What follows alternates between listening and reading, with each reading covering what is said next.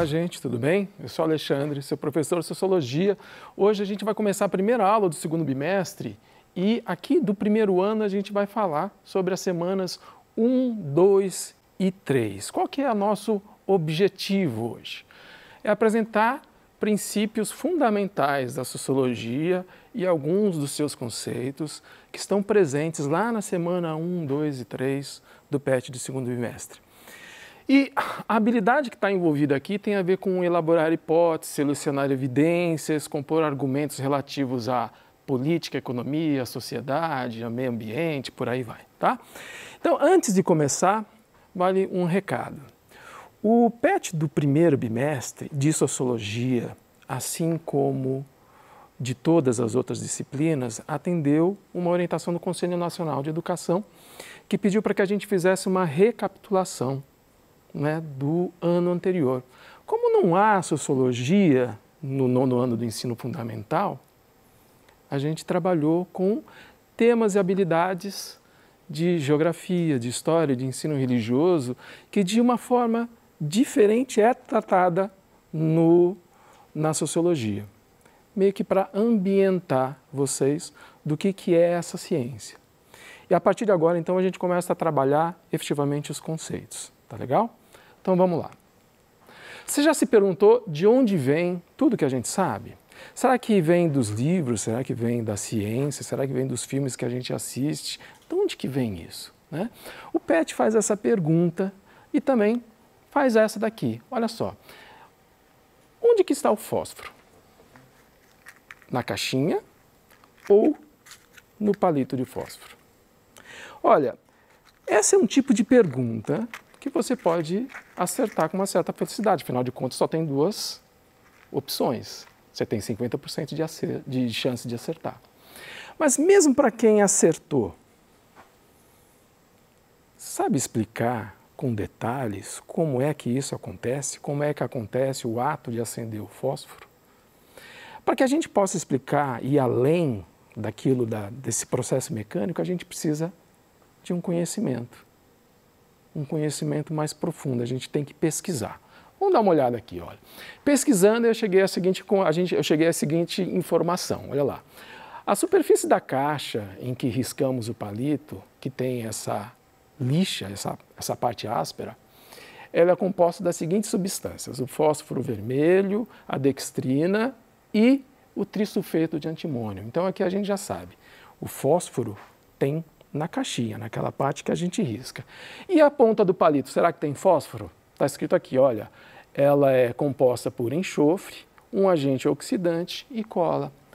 Então veja só, um ato que é tão comum, que todo mundo sabe fazer, a gente só consegue entender um pouquinho mais se a gente sai dessa postura de só se orientar pelas coisas que acontecem no nosso dia a dia.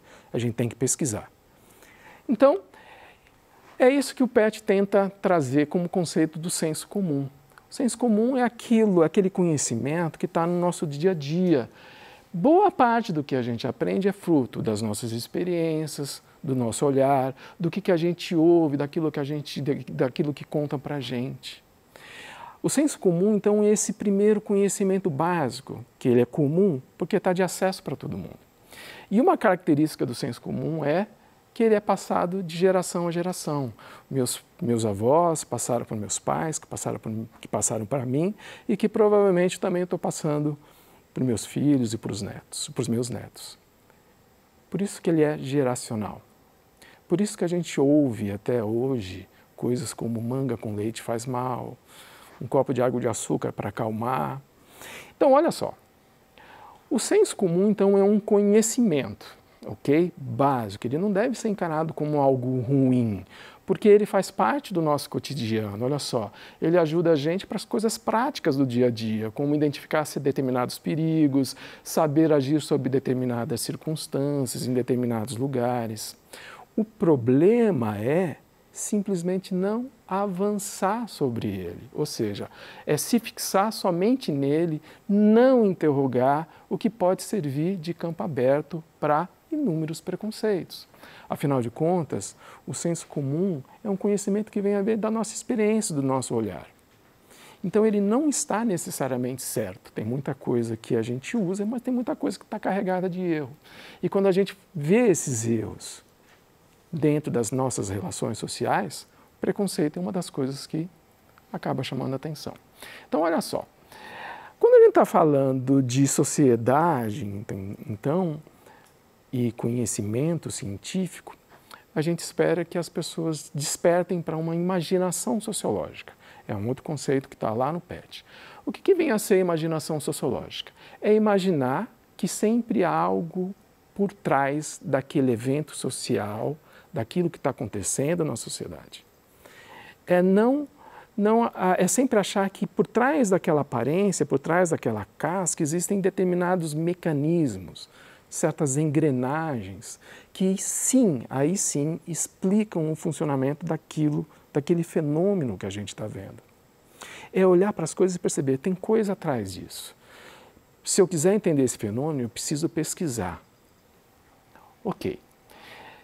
Só que o PET também chama atenção para o seguinte, faz o seguinte alerta, olha só.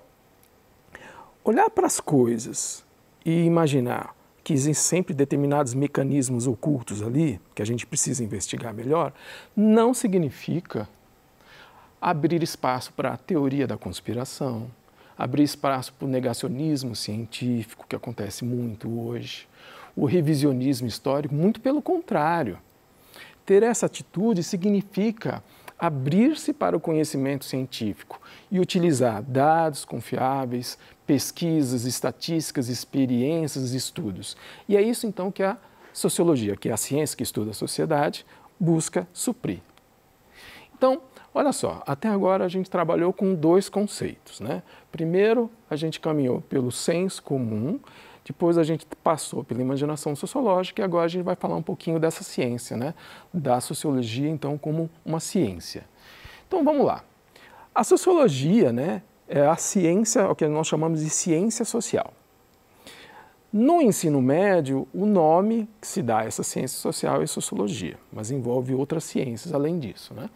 Como é que a sociologia funciona? Ela vai se utilizar de pesquisas, de dados, de experiências, de estatísticas, para conseguir informações relevantes para que se possa fazer análises. Então, olha só, vai ser muito comum você ver o seu professor ou sua professora de sociologia falando sobre história, direito, política, biologia, psicologia, economia, geografia, educação, antropologia, filosofia. Por quê? Porque para analisar esses dados, essas pesquisas, essas informações sociológicas, a gente vai mobilizar uma série de conhecimentos, porque o mundo é complexo demais. Então, se a sociologia é uma ciência, ela precisa então de um método científico. O método que a gente está trazendo aqui é o método que está lá no PET, que é o princípio da sociologia. Foi quando se instituiu a sociologia como uma ciência. Qual que é o método sociológico, então? A ideia é a seguinte, não dá para a gente entender o mundo como um todo. A gente precisa especificar, a gente tem que ter um objeto específico de estudo, ok? Então, primeiro a gente precisa ter um objeto específico para focar e estudar aquilo. A gente precisa manter um distanciamento do objeto. Para quê? Para que a gente não interfira nos dados, a gente não polua as informações que a gente vai estudar. A gente também precisa da neutralidade do pesquisador. Isso quer dizer o seguinte, a partir do momento que eu estou estudando alguma coisa, que eu tenho os dados, que eu tenho as informações, eu preciso fazer as análises. E para fazer essas análises eu tenho que deixar de lado as minhas crenças pessoais, meus gostos pessoais, minhas posições políticas, para que o resultado daquelas análises, daquele estudo, seja uma análise bem feita.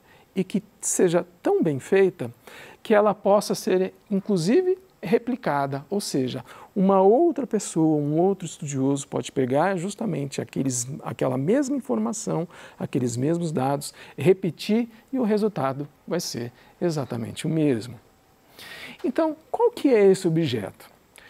Bom, é o que se chama de fato social. Isso está lá no PET, né, quando o Durkheim fala para a gente que é o seguinte: fato social são as maneiras de agir, pensar e sentir exteriores ao indivíduo, dotadas de um poder de coerção sobre nós.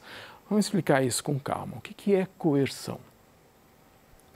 Coerção é quando nós somos levados ou forçados a agir de determinada maneira. Então, o que está querendo dizer é o seguinte, que existem forças na sociedade que acabam nos forçando ou nos levando a agir, pensar e desejar, sentir de determinadas maneiras, mesmo que a gente não perceba.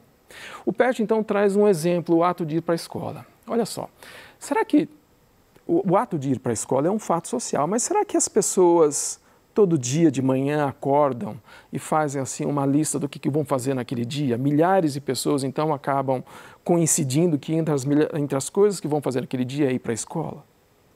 Ou será que existe determinado regramento, forças sociais que levam os indivíduos a ir para a escola?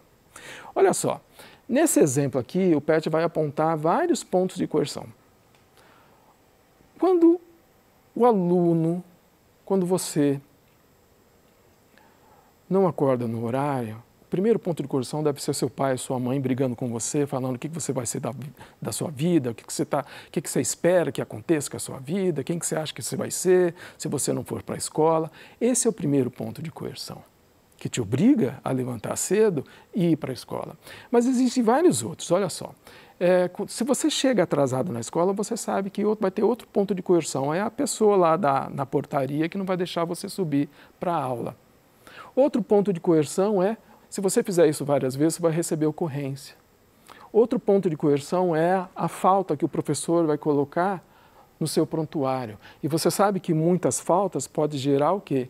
A repetência. Se você repete, você não termina no tempo apropriado o ensino médio. E você sabe que você precisa do diploma do ensino médio porque o mercado de trabalho vai exigir de você o diploma. E não é só o mercado de trabalho. Se você quiser entrar numa faculdade, você precisa do diploma. Sem ele, você não consegue. E olha só, não é só do diploma para entrar na faculdade. Você precisa ir para a escola e estudar e aprender, não só chegar no horário, porque você vai passar por um processo seletivo, um vestibular, um Enem. E aí, quando você entra na faculdade, você vai precisar também de um outro diploma, porque senão você não pode exercer a profissão que você escolheu. Percebe, então, que tem vários pontos de coerção que, de uma maneira ou de outra, acabam nos levando a tomar determinadas atitudes.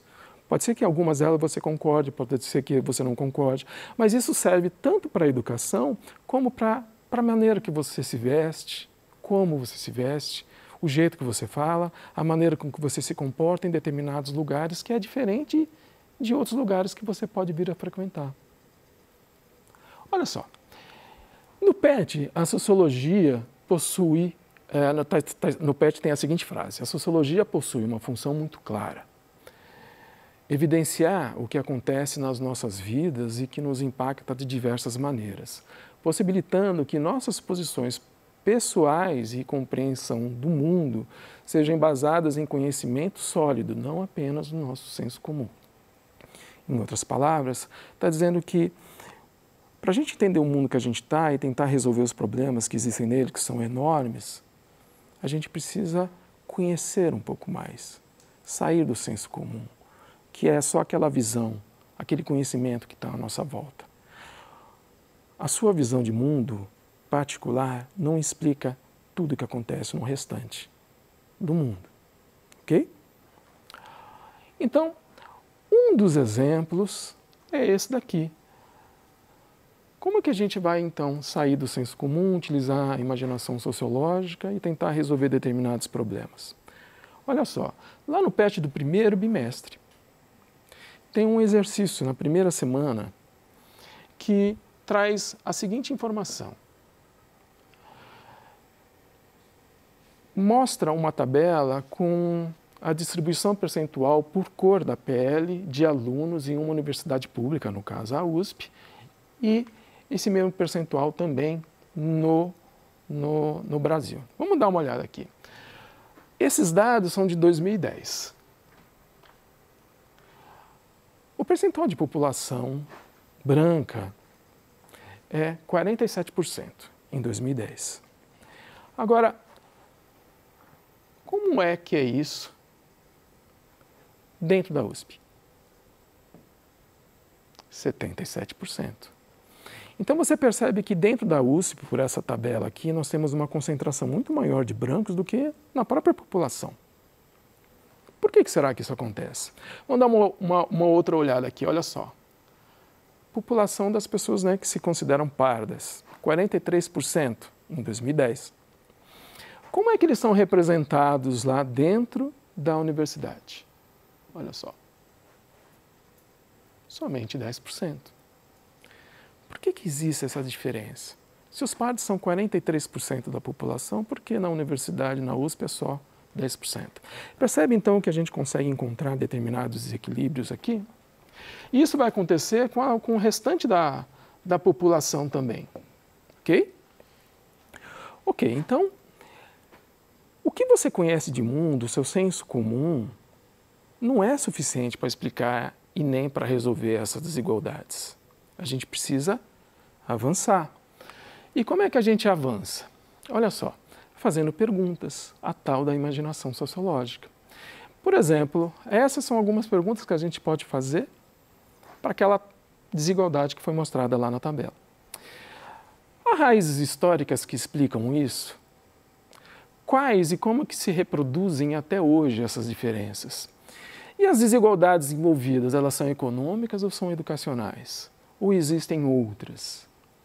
Se sim, se existem outras, quais são elas e por que acontecem? Percebe como é difícil responder isso? E olha só, e a distribuição segundo cor da pele entre os vários cursos como medicina, engenharia, pedagogia, odontologia, história, letras? Será que se você for em cada um desses cursos, a distribuição por cor da pele vai ser idêntica? Ou será que tem determinados cursos que têm mais brancos, menos pardos e negros e por aí vai? Como que a gente pode investigar isso e quais as possíveis causas se encontrarmos outras desigualdades nessa distribuição? O senso comum não é capaz de responder isso, muito menos solucionar isso. E principalmente, olha só, por quê?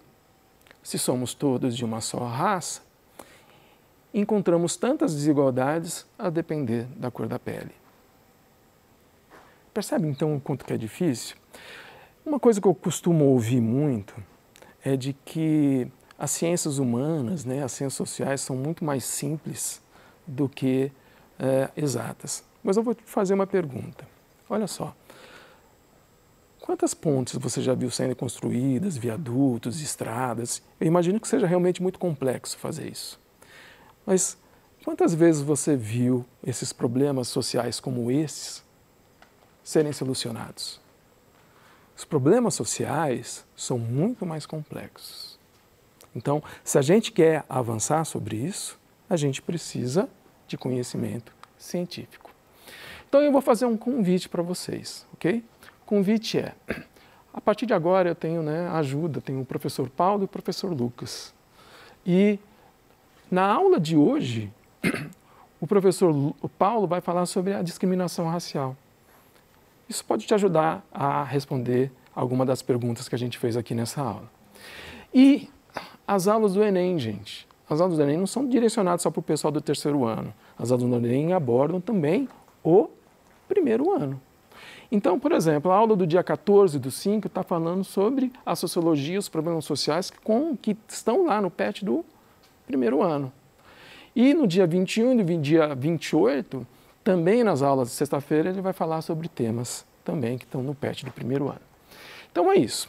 Hoje a gente tratou de alguns conceitos, como o senso comum, a imaginação sociológica, a metodologia da ciência social, os fatos sociais, a coerção social, e a gente volta num próximo encontro para falar da semana 4, 5 e 6. Ok? É isso aí, gente. Valeu. Obrigado.